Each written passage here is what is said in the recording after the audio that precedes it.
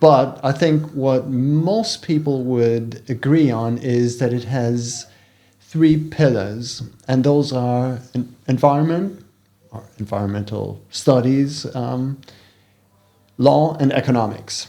So those are the three main pillars of this edifice, which you could call land economy. But it also draws on lots of other subjects, which you just call neighboring subjects, because it is very interdisciplinary in nature. So I could rattle off a whole list of other traditional or non-traditional disciplines, like, apart from the law, economics, and environment, architecture, for example, sociology, management, finance, urban planning. So lots of other subjects. Some of them are also interdisciplinary in themselves. Some of them are more like defined as disciplines with a long history. But I think that's what land economy is. Essentially, it has these components. So it draws very much on law and economics, but it has an environmental, built and natural environment component to it.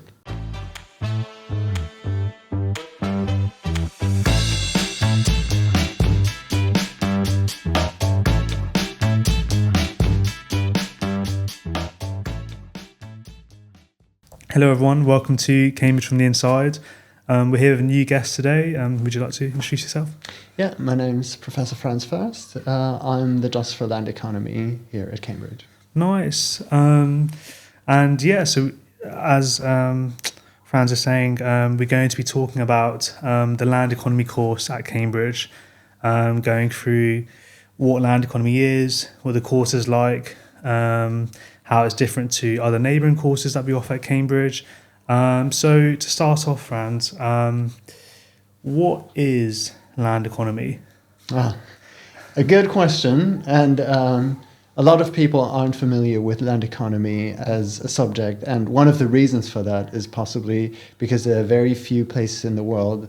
We're told there are only 2 places in the world where you can actually study land economy as a degree program. So it's a good question to ask. It has, you could say, as many definitions as there are land economists. Okay. But I think what most people would agree on is that it has 3 pillars, and those are environment, or environmental studies, law, and economics. So those are the 3 main pillars of this edifice, which you could call land economy. But it also draws on lots of other subjects, which you just call neighboring subjects, because it is very interdisciplinary in nature.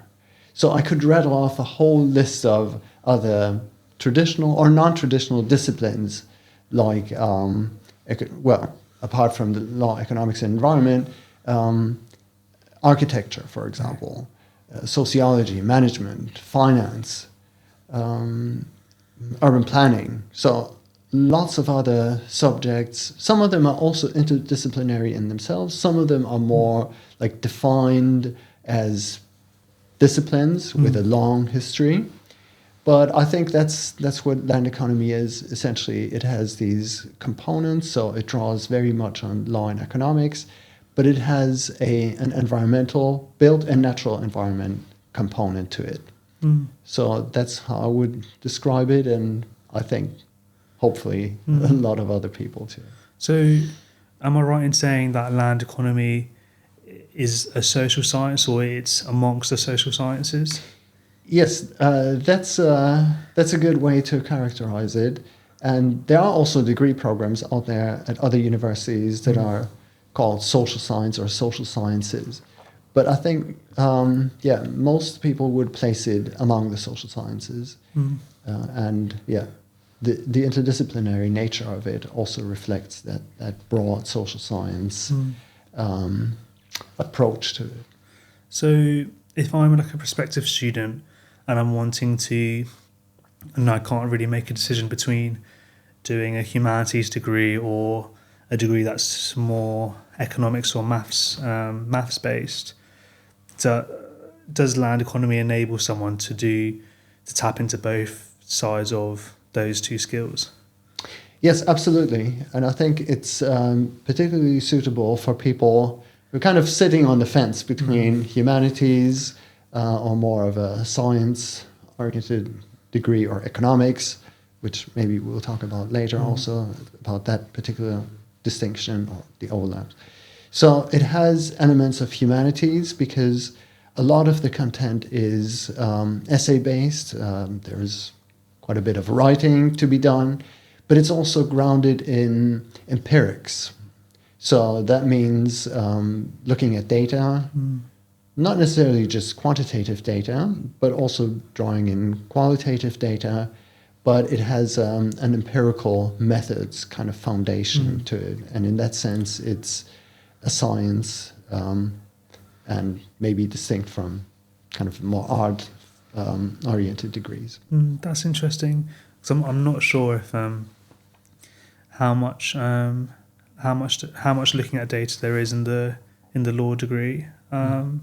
So, and building off that, I think what I've heard from other people is that land economy is a mixture of, or a part is could be described as a mixture of economics and law. And you were saying environment. How much is it of the case that it's a mixture of economics and law? Well, if you want to really reduce it to disciplines, you could say the law and economics in terms of the methodology, but also the first year papers. You could reduce it to two pillars and say the environment is kind of what binds the two together and gives them kind of an additional direction or specialization. So in that sense, it's definitely true. Also, if you look at the course program and the structure, especially in the first year, you could probably assign it to one of the two, law and economics. But then in the second and third year, I think that would be much harder to say, oh, this is a pure law paper, this is a pure economics paper.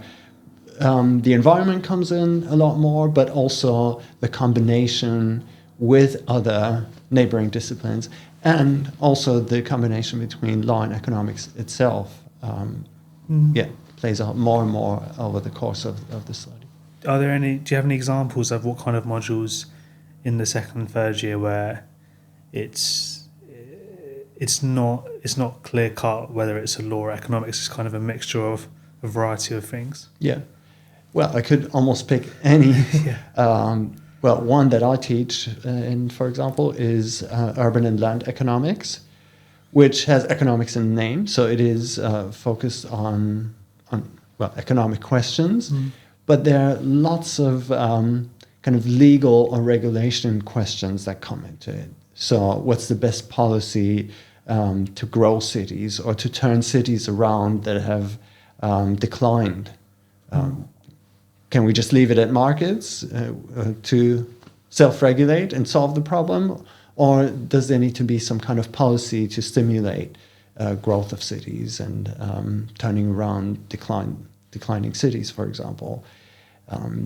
There's another paper in the second, third year on development economics, which is also part and parcel of what we do at the Land Economy Department, and some colleagues specialize on that in their research also. Which is also a combination of those. So what are the best policies to develop countries in a kind of holistic sense, not just economically, but generally to make the lives of people who live in these countries better. And there are fascinating studies. Why do some countries start out rich but end up poor? And conversely, we have some countries that start out poor, become very rich. And also have the kind of human development that we like to see. What are the mechanisms? And I think there is no answer that can be purely framed in terms of economics. Nice, yeah. That does sound really interesting, and it sounds like a degree that's very applicable to the present day, which I can imagine is quite exciting for prospective students. I can imagine for prospective students who are in year 12 watching this, they might think that the land economy sounds quite similar to geography, which is also a degree that we offer in Cambridge. I was wondering if you can explain to the viewers what the difference is between geography and land economy. Yes, that's also a good question. And I forgot to mention in this short list geography, which is also which has quite a bit of overlap with land economy. Well, the distinction is, I think, not all of us have this spatial focus that geography, I think, shares. So there is, as the name says, that land component, although some people don't just, in land economy, they also do marine topics, so it's not purely land. But yeah, it is possibly that spatial focus is not as strong as it might be in geography. And also the physical geography side of things. I'm not saying that's completely irrelevant in land economy, but it's probably weaker in what we do. And also, as we've discussed before, that tie to law and economics as disciplines and their methods and their kind of way of seeing the world might be stronger in land economy than it is for geography. But I'm not a geographer, so it would be, for all of these comparisons, I think it would be interesting to have a person from that discipline or from that area ask the same question. And that would be interesting. Notes. Maybe for a future video. Yeah, exactly. I'll remember that for the next time we do a geography podcast. So am I right in thinking, in terms of topics and areas of interest, there would be an overlap between land economy and the human geography side of things in geography, but in land economy there would be a stronger link between two law and economics? Yes, I think that sums it up pretty good. Nice. Well, and within human geography, I think economic geography, for example, is an obvious one with which we share many links also. Nice. And because, as you said at the start, land economy isn't a degree that's taught in many universities at all. Would you be able to explain what the origin was like for creating land economy? Like why was it created as a degree? Right. So land economy as a department at Cambridge has been around for a bit over 60 years now. So in Cambridge terms, that was yesterday, more or less. But I think its intellectual roots go back much, much further. So essentially going back to anyone and any of the great thinkers who have thought about the economy in a broader context. So whether it was called political economy, as it originally was, and economics originally was, going back to Adam Smith or even earlier thinkers, but also in more recent times, I think post-World War II, there has been an increased interest in the combination of law and economics. So people like Ronald Coase, for example, Nobel Prize winner, who has bemoaned many times that economics in recent years has become too much focused on models, equations, maths, and so forth, and said we need to save economics from economists.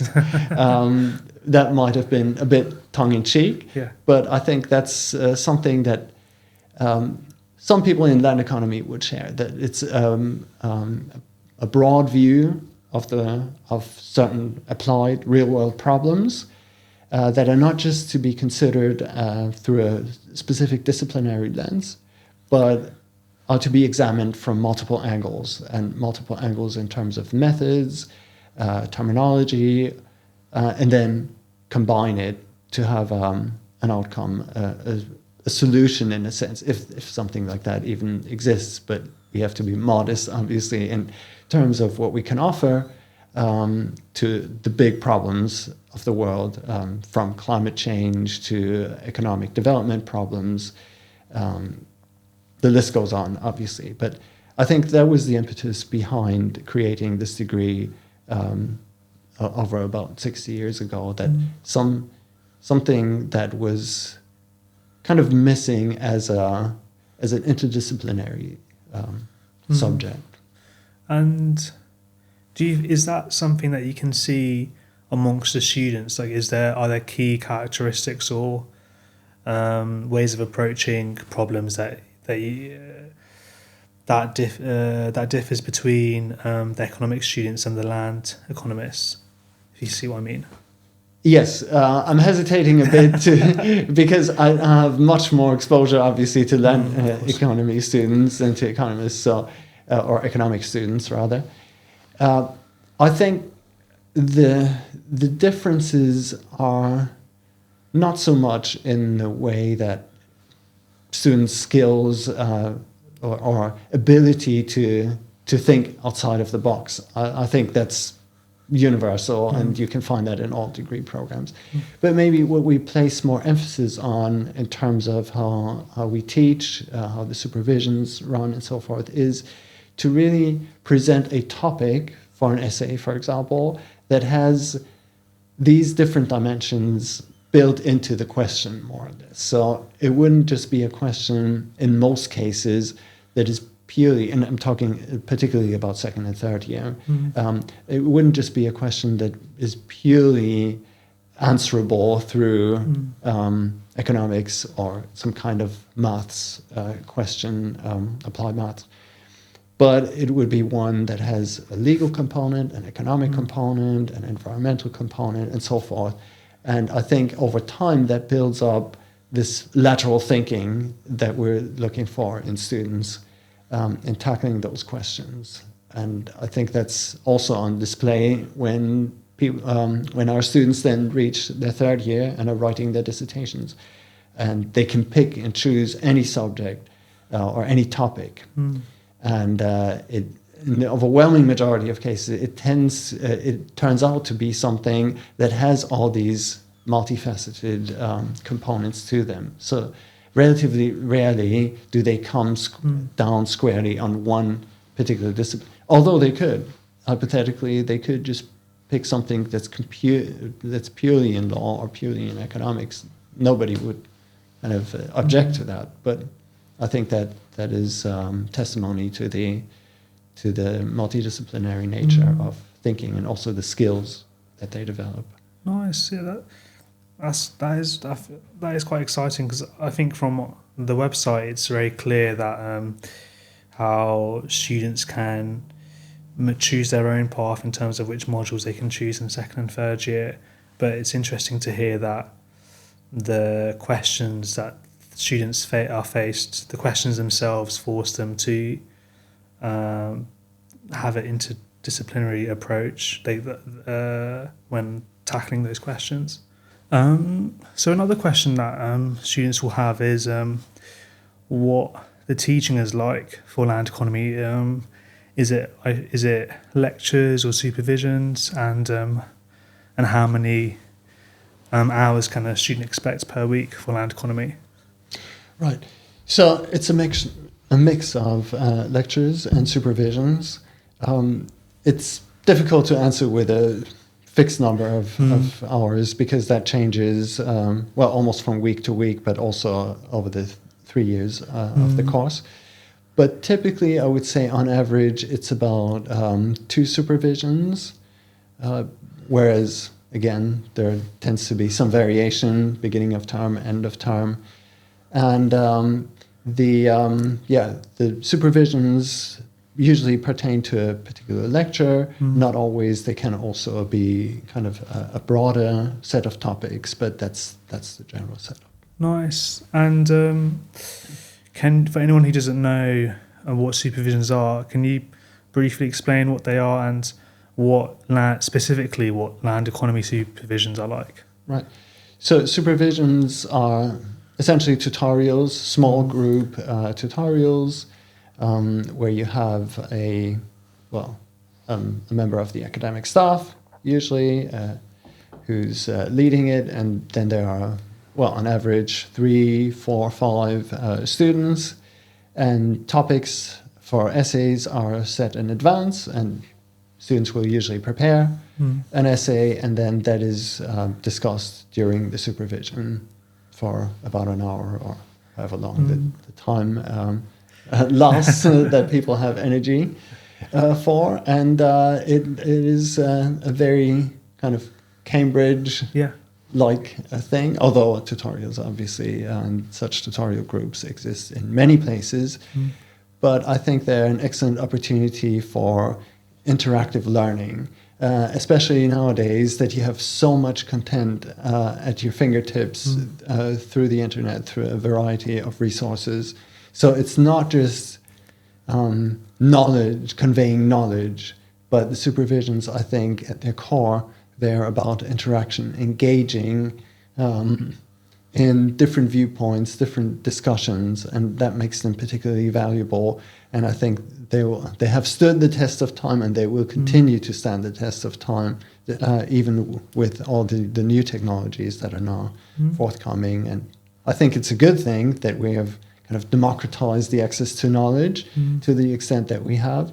And I think, the supervisions are also a part of what makes Cambridge continue to be a proposition that they will make a contribution going forward.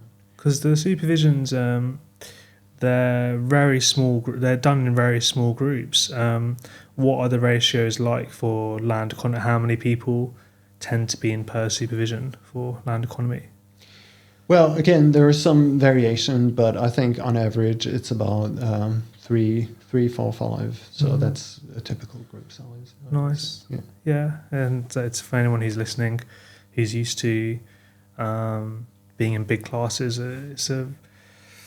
It'd be a massive difference in being such a small group, because you'd be able to have a much more personalised way of learning.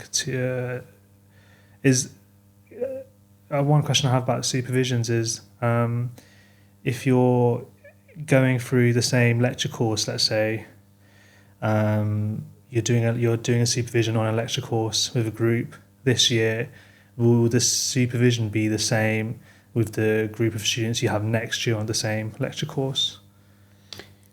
Well, not necessarily. I think, because the structure of the papers is such that you can pick and choose, especially in your second and third year. There is a lot of variety on offer. So there isn't kind of this straight line connection across years. Yeah. And how much is the supervision dictated depending on what the students write in their essays? Does the supervision change depending on what the students have submitted? Yes, quite a bit. And I think, again, broadly averaging across all different paper supervisions and supervisor styles, I think there is this, maybe a bit more in land economy, possibly than in other subjects, the flexibility to focus specifically on what the students wrote in their essays. And that's, I'm saying it's maybe stronger in land economy than others, because where you have relatively broad, open-ended questions, you can take the supervision and the discussion to where it kind of is naturally led by what has been put in writing previously by the students, and the essays supervised. There's obviously, that's in the nature of what the essays and how they are set. If you have a pure maths problem, there aren't so many degrees of freedom, I think, to steer it in different directions. So I think that's one thing that characterizes land economy and its supervisions. Nice, yeah, and that feeds into nicely how the supervision system is a really good way of learning, specifically land economy. A lot of students, prospective students, when they're trying to choose a degree, they're torn between whether they should choose a degree that's quite broad and then to specialise later on, or should they choose a degree that's quite specific. Do you have any advice for students who are torn between which of those two Right. to do and which one's like more advantageous for their academic career, etc. Yeah, that's an excellent question, and Was your obviously question? obviously one that a lot of people and a lot of students trying to pick a subject that they won't regret having taken are interested in, and I think there are no hard and fast rules about that. You could go about it either way. So starting broad, and I would classify land economy as broad, and that might maybe strike some people as odd because land economy, well, first of all, unlike law and economics, it's two words, not one. So that already conveys the impression that it's more specialized because it has a qualifier.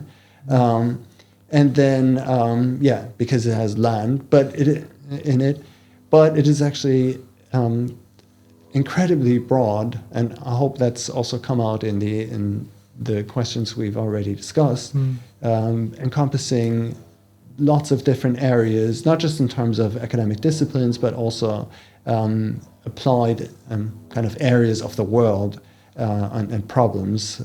So it is definitely a broad subject to study. So if that appeals to you immediately, then I would say then definitely look into land economy as a possibility compared to some other kind of one word degree subjects.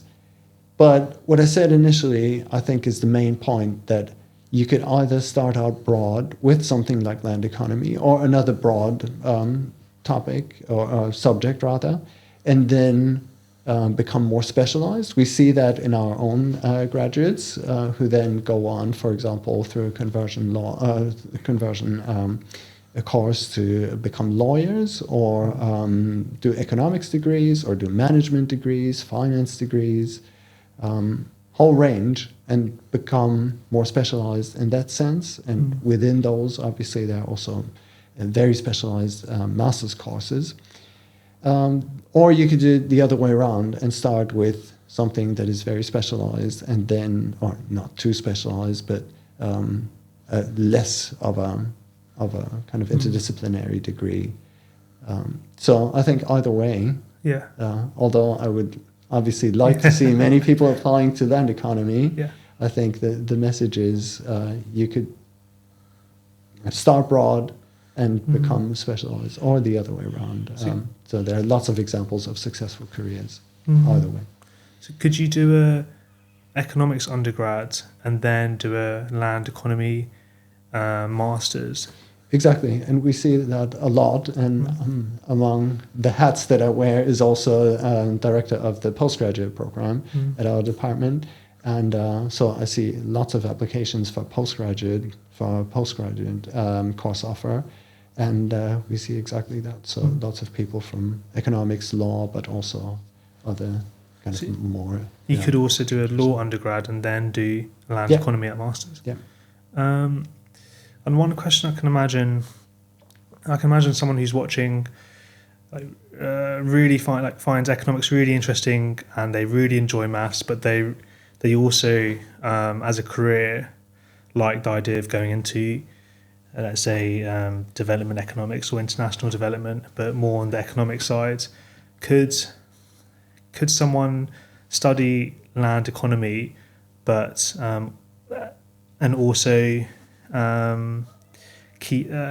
do the maths side of the economics to a similar standard to the economics students, if you see what I mean? Can you keep up the maths as well as doing the rest of the land economy course? Well, what I would say is you have some control over that in land economy through the choices of papers that you take in the second and third year.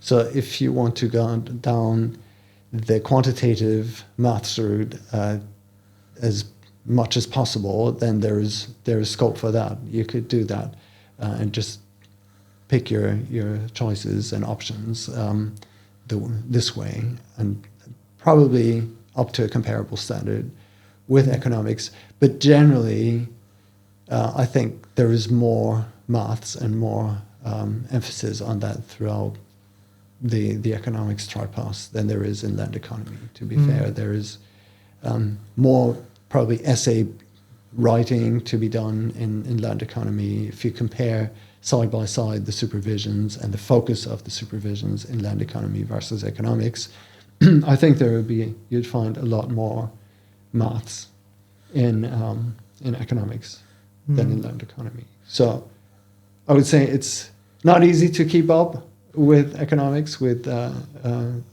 math skills that it develops and trains. But yeah, you have some control over it. But if you really heavily focused on the maths, probably land economy has less of that. It's interesting to hear that there are pathways that are very quantitative, which would be of interest of students in that dilemma. I guess they would have to make a choice between do they have a priority over the interdisciplinary approach of land economy, or do they have a priority over the hardcore maths economic side of things? And going on to now into careers and after studying the undergrad of land economy, what kind of career paths are there for land economists, and what has been done so far in the past with previous students, etc.? Yeah, so I would say we have one of the broadest kind of distribution of career paths that people go into, and I think that's also reflected in our alumni society, for example, where we can see where did people go after they graduated. And you'll find people who go into finance, management, for example. So that's a strong component of the career paths that people choose. Also very internationally, people go to all sorts of places in those disciplines. A fair share will also work in policy, so not to be confused with politics, obviously, but in policy, so in non-governmental organizations, international organizations, so forth. So we have a strong contingent of people in those kinds of careers. Some people go into, and that's possibly part of the policy kind of pathway, something like urban planning, regional planning, but also at national levels. Yeah, I think that's, and real estate, for example, which is also the part of the department that I'm kind of a team member of. That's also a popular career choice. So this is quite a niche question, but I know the government have made a lot of plans for house planning across the country, and that's something they're planning on doing. Would studying a land economy course put someone right at the forefront in being probably the best candidate to create those policies and follow them through?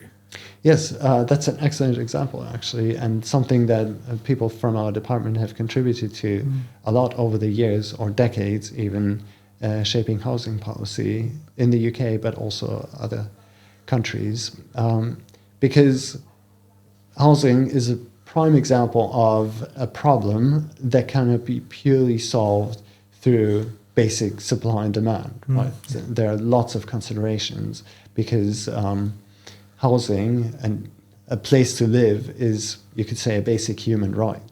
You can't just, as you could with other goods, say, well, you can't afford it, tough luck, then you can't be in the market. It's a basic human right. And I think that makes it so difficult, but also so fascinating to derive policy and build policies on, because there are all these kind of non-economic considerations that are built into it that also matter a lot, and that can make and break a policy that would look brilliantly just purely based on economic principles, but then fails on these broader kind of criteria. Yeah, it's nice to hear a degree that creates very competent graduates for public sector roles rather than having to learn on the job. Like I'd feel if I heard that the house planning in my district was done by land economists, I'd feel like I'd have That's good. I'd have faith. Yeah. Whilst we're on this topic, I know there's a lot of house planning happening in Cambridge. Did the Department of Land Economy have any influence or work with the houses that are currently and have been built around Cambridge? Yes, quite a few of us have actually been involved in that. I had a chance to do a research project together with a postdoc on the West Cambridge and North West Cambridge site as it was developed. Oh, nice. We wanted to know, is there such a thing as supply creates its own demand? And what we found was, I would say pretty similar to what actually happened, although we don't have a crystal ball, but there was one example of where we actually contributed some research, and over the years this has been the case throughout Cambridge. Although, as I said, we have an international and a global reach, but we don't forget where we're actually based, and Cambridge provides many case studies and many interesting lab experiments almost in what can happen. And you can also go there, the students can go there and look at it, and I think that's also quite good to actually to study what is actually going on by visiting those places. Nice. That are not too far afield. Yeah, exactly. Yeah. And lastly, just wants to hear more about your specialisms and research interests and what you specialise in land economy. So I would call myself a real estate and urban economist, and I think that kind of describes where I would place myself in this vast field within land economy. And within that, most of my research revolves around sustainability, climate change, but also kind of that nexus between those areas of climate change and sustainability and the payoff from them. So a kind of a green building or green real estate business case, and whether there is such a thing. So looking at things like, are energy efficient homes also more valuable because people are willing to pay more to have greener homes because they have lower energy bills, but also because people want to be seen to be green, right? So there is a reputational effect apart from kind of the savings effect of that. So that's something I've done quite a bit of research on over the years in various countries.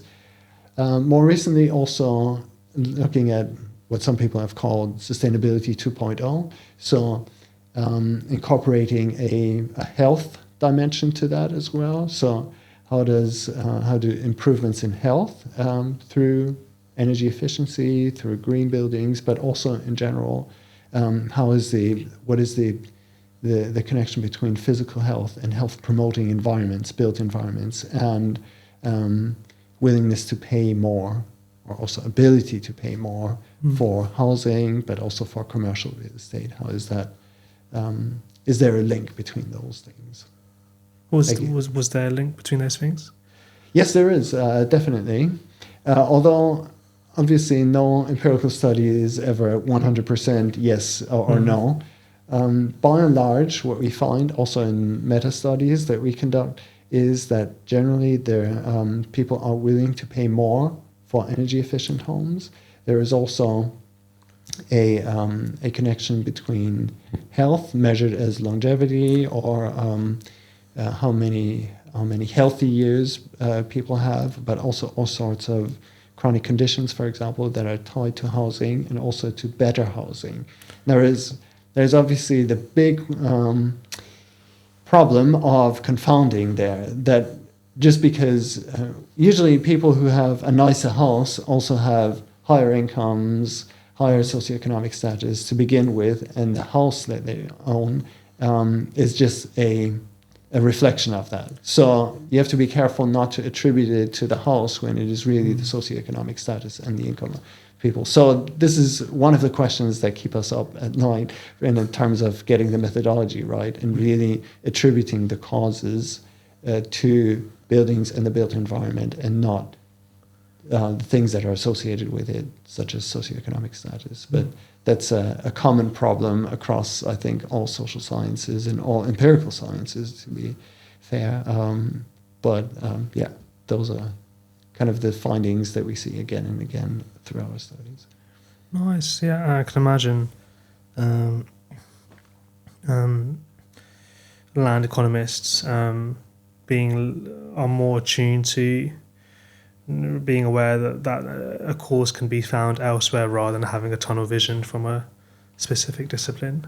Yes, I think that's what land economists are good at, to think outside the box. And as we said, one thing that characterizes our students, look at something from different angles and accept different viewpoints. And that's also sometimes where you find different causal pathways outside of your discipline. Nice. Well, thank you, Franz. Really interesting podcast on land economy. I'm sure it'd be really informative and helpful for students who are deciding which degree to do when thinking about courses. And thanks to the viewers for watching, whether it's on YouTube or your podcasting platform. We're hoping to do more podcasts on subjects that we offer at University of Cambridge, so do stay tuned for that. Thanks. It was a pleasure. Thank you.